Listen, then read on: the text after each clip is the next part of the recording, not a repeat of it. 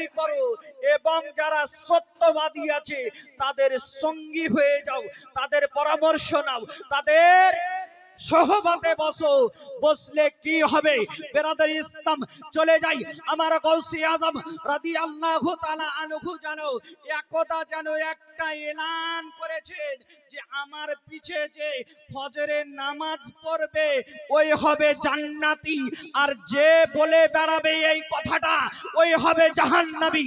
বেরাদার ইসলাম গৌসে আজম পীরানে পীর আব্দুল কাদের জিলানী রাদিয়াল্লাহু তাআলা আনহু জানো এশারের নামাজের পরে সমস্ত মুসল্লিকে যেন বলে দিলেন যে আমার পিছে যে ফজরের নামাজ পড়বে 2 রাকাত ফরজের নামাজ ওই হবে জান্নাতি, আর এই কথাটা যে বলে বেড়াবে ওই হবে জাহান্নামী।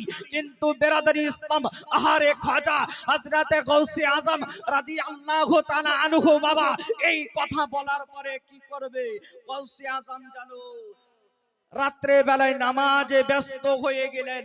এবার জানো উপায় কি আছে যে যত বাগদাদে মানুষ আছে তাদেরকে যেন জান্নাতি করতেই হবে। এবার জানো এই ইয়াকিন ইরাদা করে নিলেন কে? আমার খাজায়ে খাজগার খাজা মাইনুদ্দিন আজমিরি সঞ্জারি রাদিয়াল্লাহু তাআলা আনহু। এবার নারে তাকবীর, নারে রিসালাত, दीन इस्लाम, पीर कदामान,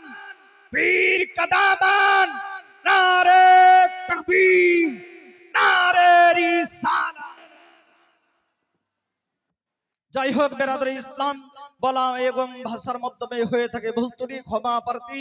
আসসালামু আলাইকুম ওয়া রাহমাতুল্লাহি ওয়া বারাকাতুহু।